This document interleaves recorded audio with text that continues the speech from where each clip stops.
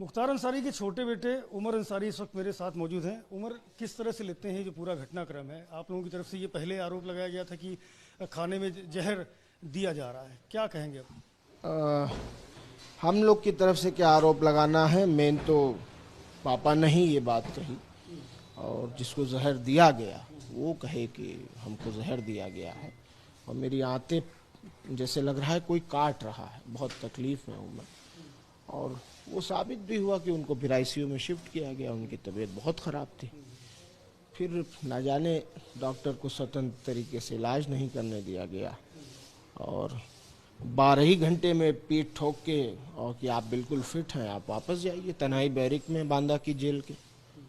ठीक है, आप तो भाई जुडिशियल कस्टडी में हैं, आप जैसे चाहोगे हमें रखोगे। खाने में जहर दिलवा चुके थे, इलाज मुकम्मल होने नहीं देंगे, जेल भेज दिया गया।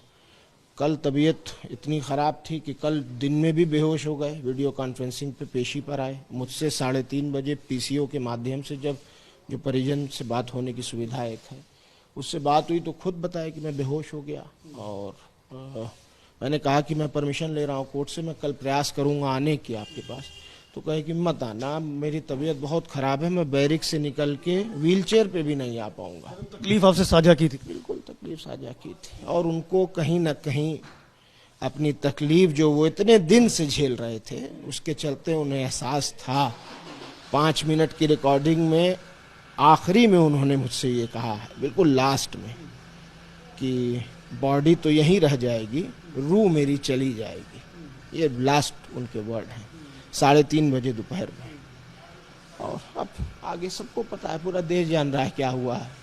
इलाज ना मिलने के कारण ये मौत नहीं है, ये बिल्कुल हत्या है, और इसमें कोई शक नहीं है। हम लोग जुडिशियल प्रक्रिया से, लीगल तरीके से जो भी इसकी जांच कराना हो, चाहे इसके लिए जो हम लोग बेहतर समझेंगे वो करेंगे। और ये जानबूझकर सब किया गया है, क्यों किया गया है, क्या किया गया, सब आप लोग को पता। राजनीतिक दल के लोग ये डिमांड कर रहे हैं कि इस मामले की जुडिशियल इंक्वायरी हो, हाई लेवल इंक्वायरी हो, क्या आप भी इससे इत्तेफाक रखते हैं? बिल्कुल हम इससे इत्तेफाक रखते हैं, क्यों नहीं हो, क्यों नहीं हो।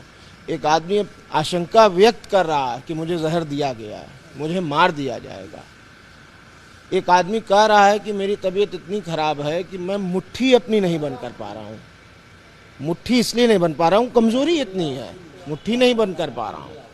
और हाल ये है कि उसको 12 घंटे आईसीयू में रखा जाएगा, और फिर ऊपर से इतना प्रेशर आ जाएगा कि वापस जेल। तो अब सब सोचने की बात है। वो हमारे बीच नहीं है, मैं इसी मेंटल स्थिति में नहीं हूँ कि ज़्यादा आपसे बात करूँ। अच्छा, मुझे बता दी क्या आगे की जानकारी दी कि पोस्टमार्टम? जानकारी ऑफिशियल्स के द्वारा नहीं दी गई है। मेरे बड़े अब्बा अफजाल अंसारी साहब ने बस जो मुझे बताया है, उनकी बात शायद डीएम साहब और एसपी साहब से हुई है। तो जो जानकारी उनको दी गई है उसके मुताबिक पोस्टमार्टम करेंगे मजिस्ट्रेट की निगरानी में, और उसके बाद बॉडी लेकर के साथ में हमारे जो पैतृक हमारा गांव है। अफजाल अंसारी भी आएंगे? उनकी तबीयत कल ही ख़राब हो गई थी, वो हार्ट के पेशेंट दशकों से हैं, और उनको दवा दे के किसी तरह समझा बुझा के लिटाया गया। वो बहुत जिद कर रहे थे आने की। मैंने खुद बात करके रिक्वेस्ट की कि बाबा मैं हूँ यहाँ, और अब तो जो नुकसान हम लोग का होना था वो हो चुका है, आप आके क्या करेंगे, मैं हूँ, मैं मुझ पे आप ये जिम्मेदारी दीजिए, मैं इसको देखूँगा। और मैं आता हूँ, कोशिश करता हूँ कि सब सही से करा के आपके पास लेके आऊँ। मान गए वो मेरी बात को, रोक दिया मैंने। अब मैं जा रहा हूँ, उम्मीद करता हूँ कि जैसा जैसा सब बात ऊपर से हुई है उस तरह से सब आगे फॉलो। फिर तो आपके बड़े भाई अब्बास अंसारी भी आएंगे सुपुर्द खान? आएंगे, अब आएंगे कि नहीं आएंगे कोर्ट पे डिपेंड है। हम अपनी जी डालेंगे? हाँ बिल्कुल डालेंगे भाई, ये तो आम बात है कि कोई भी परिजन किसी का डेथ हो जाती है, इंतकाल हो जाता है, तो उसको दिखाया जाता है, या फिर उसको ले जा कर के जेल में उसका शव दिखाया जाता है। तो हम तो डालेंगे, बिल्कुल डालेंगे। अब ये तो मानवता होनी चाहिए खुद प्रशासन को, शासन को, कि वो विचाराधीन बंदी है, वो सजायाफ्ता नहीं है, वो सिटिंग विधायक भी हैं, और मानवता भी कोई चीज़ होती है। भूल जाइए कि वो एक इंटरनेशनल शूटर हैं, भूल जाइए कि वो विधायक हैं, सब कुछ हटा कर भी उनके पिता का इंतकाल हुआ है, मेरे पिता का इंतकाल हुआ है, तो कम से कम हम ये थोड़ी कह रहे हैं कि आप उनको जेल से छोड़ दीजिए कि वो घूमे। हम तो ये कह रहे हैं कि जुडिशियल कस्टडी में उनको लेकर आया जाए, वो आखिरी जो हमारी तदफीन की परंपरा है उसमें वो शामिल हो, उनको दफन करें, उनको मिट्टी दें, फातिहे तक रुकने की इजाज़त दी जाए, फिर आप की कस्टडी में है, आप ले जाइए। ऐसी भी आशंका जताई जा रही है कि मुख्तार अंसारी के समर्थक बड़ी संख्या में हैं, उनके इंतकाल के बाद में इसमें कोई दो राय तो है नहीं, इसमें कोई दो राय तो है नहीं।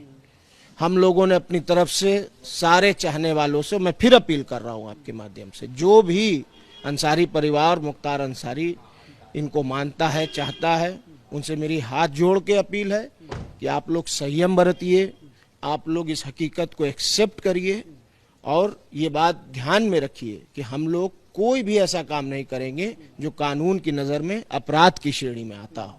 हम तो अपील कर रहे हैं, कल से कर रहे हैं, लाखों फोन अटेंड कर चुके होंगे, मीडिया में भी बोल रहे हैं, अभी भी कह रहा हूँ। तो अभी आप जा रहे हैं पोस्टमार्टम के लिए। तो उमर अंसारी हैं जो इस वक्त निकल रहे हैं, पोस्टमार्टम की चूंकि कार्रवाई शुरू होनी है और उनकी मौजूदगी के बगैर ये कार्रवाई नहीं शुरू हो पाएगी। ऐसे में उमर अंसारी इस वक्त सीधे बांदा मेडिकल कॉलेज जाएंगे और वहाँ पोस्टमार्टम की जो औपचारिकताएं हैं उनको पूरा करवाएंगे, जिसके बाद जो शव है उसको लेकर के यहाँ से गाजीपुर जाया जाएगा और अंतिम जो संस्कार की प्रक्रिया है उसको अपनाया जाएगा।